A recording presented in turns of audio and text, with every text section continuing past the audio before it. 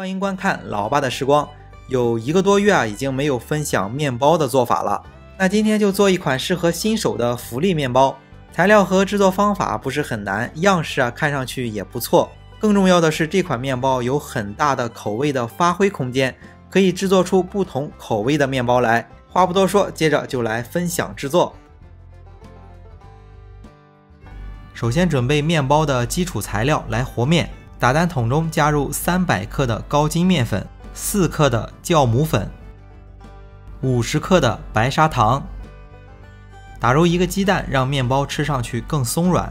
用牛奶来和面，加入160克的牛奶。接着就先把这份材料放在厨师机上，先和成一个面团。以现在这个月份，有的地方可能会下雨，比较潮一些，这样就适当的减少10克牛奶。面团成型之后，再加入20克的黄油。2克的食用盐，接着上厨师机用中高速第2次打面。以现在这个天气基本上是20多度，大概15分钟到18分钟之间就能出手模。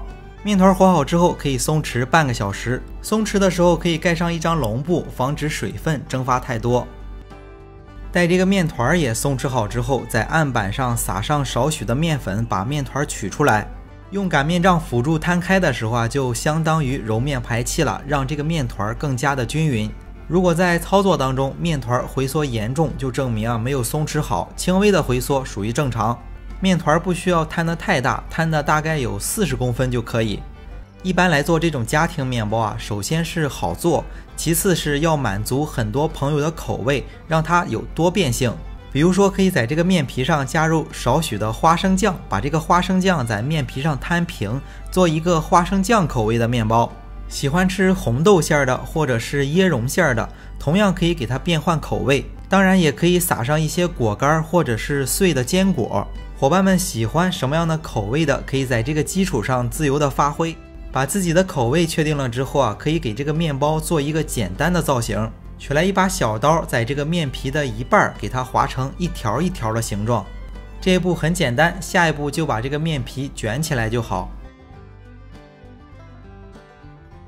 接着取来一个模具，很常见的一个8寸的蛋糕模具，然后把这个面包盘在里面。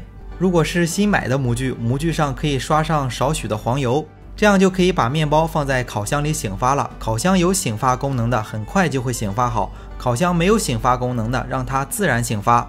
醒发到面包的体积翻倍，基本上已经满模了。这个时候就取出来，在面包的表面刷上一层鸡蛋液。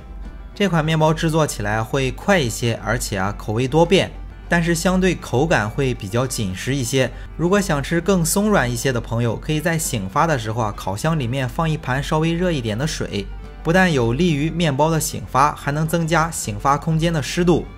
刷上鸡蛋液就可以烘烤了。烘烤的温度是把烤箱预热到上火150度，下火150度，烤25分钟左右。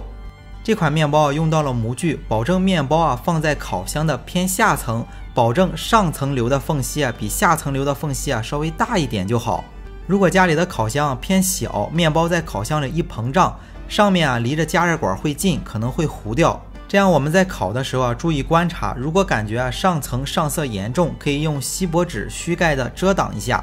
这款面包烤好以后趁热在面包的表面刷上一层黄油，让面包看上去色泽更好。那到这里这款面包就做完了，很适合新手来做的一款面包。最重要的是可以根据自己的口味来做，学会这样的一款面包就能制作出很多种口味的面包来。好了，那今天的这期视频也就结束了。大家如果喜欢老爸做的美食，一定要帮忙关注点个赞，谢谢大家。为了方便大家去记视频中所需要的材料和时间点也备注在了视频下方的备注栏。